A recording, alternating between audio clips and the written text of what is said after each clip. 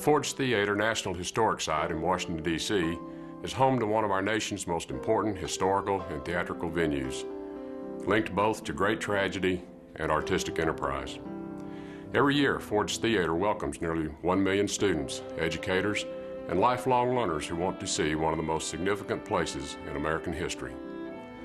The mission of Ford's Theater is to celebrate the legacy of President Lincoln and explore the American experience through theater and education.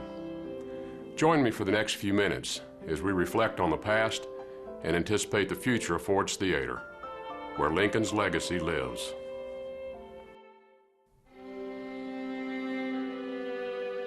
How should we think about our 16th president?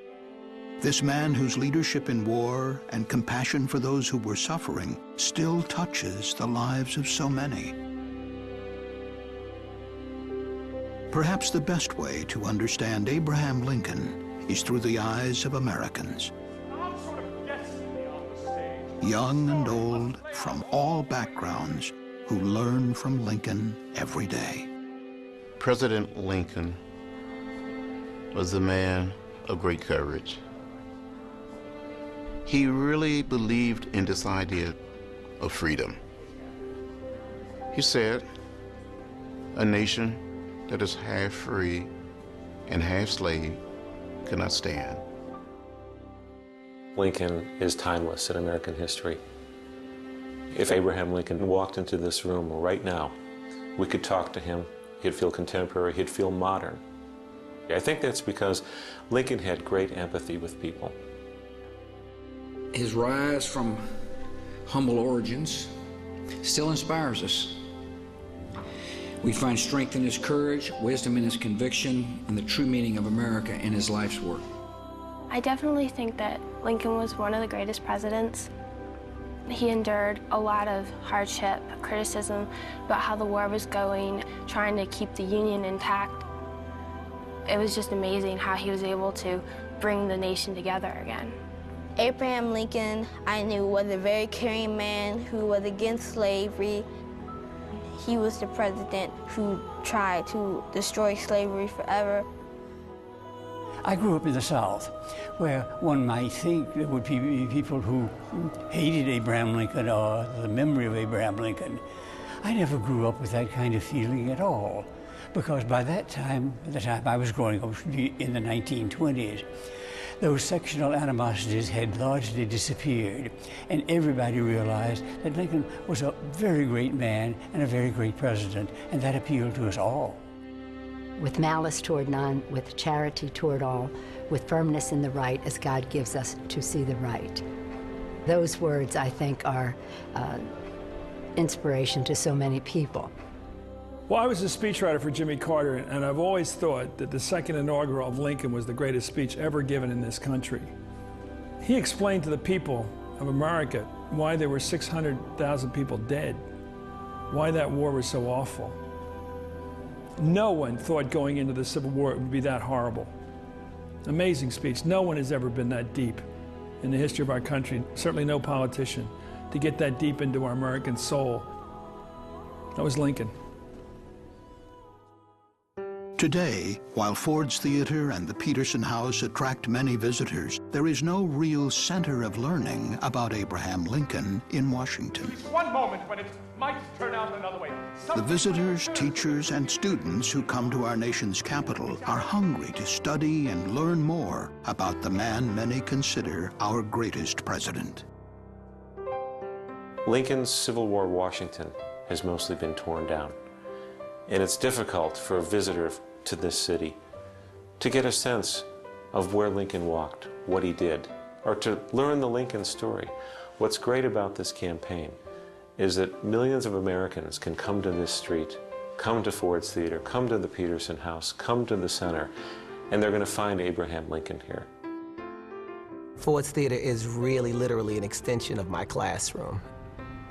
I can't imagine any teacher not, being honored to have the privilege to bring their children down for this experience. And so the more students and the more teachers that can be exposed to this, I think it'd be a wonderful thing for, for our nation's capital to offer. It really just makes social studies come alive to them, and it comes off the pages.